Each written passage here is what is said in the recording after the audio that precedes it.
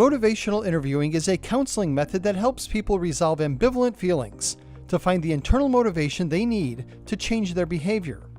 It is a practical, empathetic, and short-term process that takes into consideration how difficult it is to make life changes.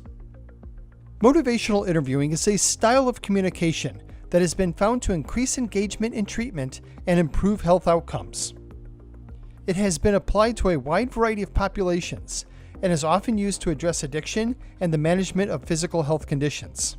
In this 4-part training series, QSource examines how clinicians can use motivational interviewing within their practice settings, better understand how patients are motivated to make change, and educate staff in using motivational interviewing techniques. Learning MI involves multiple steps, including understanding the spirit of MI, the stages of change, and strategies for engaging, focusing, evoking, and goal setting. Dr. Maggie Holland from Cherokee Health Systems in Knoxville, Tennessee, shares her insight in implementing motivational interviewing into a clinical practice and how to best engage patients for behavioral change discussions. Part 4 of this 4-part series reviews goal-setting strategies, including knowing the signs your patient is ready to set a goal and how to collectively set a specific goal that sets your patients up for success. Stages of change are also reviewed. Motivational interviewing, Part 4, planning. There are 4 processes of motivational interviewing.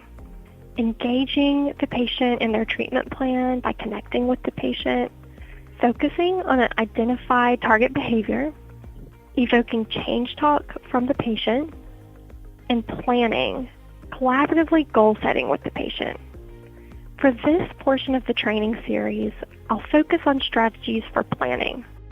You'll know that your patient is ready to set a goal based on signs that they are in preparation or action stage of change. You may hear less sustained talk from the patient. Things like, I know that I should quit smoking or cut back on my drinking. You might hear more change talk. I've been thinking more about ways to improve my diet. I've been thinking more about going for walks. And they may be asking you questions about how to change. What help can I get to quit smoking? When a patient is ready, collaboratively develop a plan using a SMART goal, which is going to be specific, measurable, achievable, relevant, and time-bound.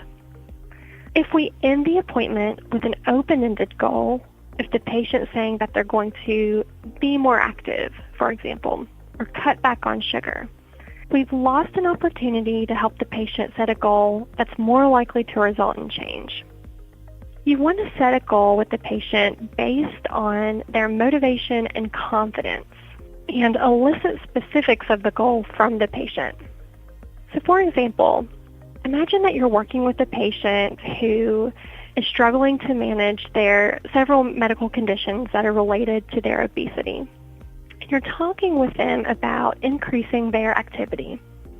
A patient who is motivated and confident may have a SMART goal that sounds like this. Starting tomorrow, I plan to start walking on Monday, Wednesday, and Fridays for 20 minutes after work for the next X amount of weeks, maybe for the next 4 weeks or 12 weeks until their next appointment. And this information you would have elicited from the patient. So you would have asked them, what would an exercise goal sound like for you? What are you thinking about doing? You're thinking about walking. How many days a week do you want to try to do this to start with? Okay, 3 days. Which days are you going to be most likely to do this, and for how long? What time of day is going to be the best time to do this?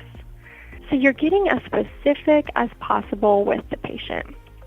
Now, you may talk to a different patient about the same behavior change, so increasing activity. But this patient has low to moderate confidence.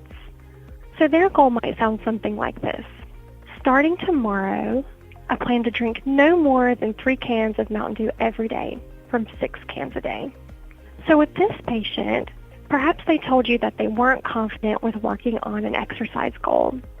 But through your engagement skills, you learned that they're also drinking a lot of soda and have talked multiple times about knowing that they need to cut back.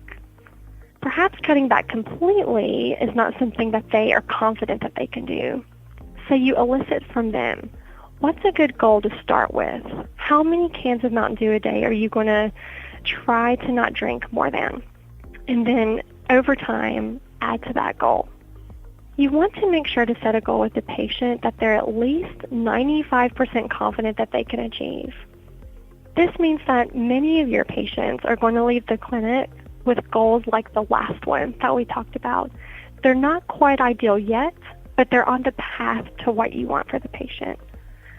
If you're successful at setting an achievable goal, patients will often return to the next appointment having done more or are ready to add to that goal, and they're more likely to be successful.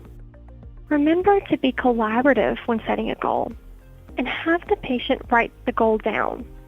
Elicit accountability. Who will help you with this? Do you need someone to go walk with you? Or how will you remember to do this? And elicit strengths. What's helped you to make this change before? Or other big changes? What have you done that's helped? Here are some tips that you can use when planning SMART goals with your patient. The conversation should be like you're walking with the patient, not in front of them, pulling them behind you. Watch out for your writing reflex and moving too quickly. If you notice either of these come up and the appointment feels more like wrestling than dancing, remember that your engaging skills should kick in. You're going to reset. Be careful not to over-prescribe or underestimating patient ambivalence. And give the patient examples of what goals might look like on a continuum. So for a patient with opioid use disorder, maybe a history of intravenous use, who's wanting to start to make changes, tell the patient about what small harm reduction goals might sound like. For example, a goal to not engage in IV use or to delete an unsupportive friend from their contact list, as well as sharing with them goals if they were more confident or motivated. So inpatient or outpatient treatment options in your area or NA meetings. And then asking the patient to choose the goal that is in line with what they're ready to do. Remember, planning is not required. As a matter of fact, most motivational interviewing visits will not include planning because most patients are not in action stage. Pushing for a plan when the patient isn't ready can destroy their motivation. The patient is your guide. Listen from the patient for their readiness to change and their readiness to start to make a plan. At the end of the day, the patient is on the hook for making the change. Remember, we have a healthy respect for our patient's autonomy. Being constantly mindful of what stage of change the patient is in will help to guide you through this process. Let's review the stages of change with matched motivational interviewing interventions. So if you remember, that pre-contemplative patient is someone who believes that they don't have a problem. This is likely going to elicit a writing reflex from most providers. When this happens, stop and use your OR's engaging skills. Remember the positive attributes the patient has. They did come into the clinic that day. For a patient who is contemplative, so they believe that they have a problem and they might change someday, but not today. Again, use those engaging skills and elicit change talk skills.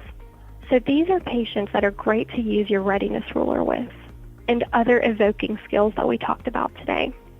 A patient who is starting to prepare for change, continue with your engagement skills and evoking skills, and use more open-ended questions to evoke ways the patient is considering change. So what have you been considering doing? What has helped you to make this change before? And then you might start planning with this patient. A patient who is in action stage is already starting to make change, or they're telling you that they're wanting to start and asking you for help. Plan with the patient using a SMART goal, being very specific and eliciting the goal from the patient. Your OR skills will reinforce progress made in the context of the patient's motivation and elicit from the patient any perceived future barriers and problem solve collaboratively. And this ties into maintenance, working to maintain the changes that I've made. It is expected to relapse with any behavior change. Imagine that a patient of yours has said, "I've quit smoking a week ago." This patient is at high risk for relapse. So we want to plan for that. And this is where motivational interviewing helps with this maintenance stage. We're using our OR skills to reinforce progress in the context of the patient's motivation and eliciting from the patient possible future barriers. And then we're going to problem solve those from the front end and then continue building on our plan. In summary, have a realistic goal for the patient in mind. You'll likely have multiple goals. You'll have a goal that's ideal and long-term, and then you'll also need to have a goal that matches the patient's readiness to change and stage of change for that visit. So you may want this patient to stop misusing substances, but for that visit, your goal is for them to come back to the next appointment. You need the patient to come back to the clinic and hopefully be thinking more about change.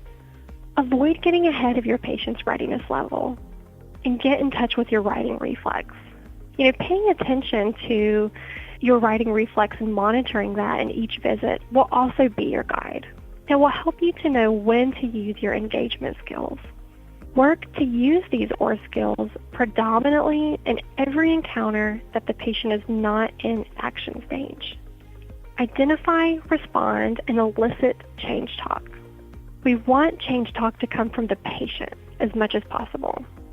And when the patient is ready, collaboratively plan with them using SMART goals. And then finally, keep practicing. If you would like to refine your motivational interviewing skills, I would encourage you to make a goal for yourself that matches your readiness to learn motivational interviewing and your confidence that you can start applying the skills. Thank you for watching this motivational interviewing training. If you missed any of the preceding parts of this 4-part series, we encourage you to visit the training videos for a better understanding of motivational interviewing techniques and strategies that can facilitate change talk between you and your patients. Additional resources can be found online at QSource's digital warehouse, qsource.org/resources.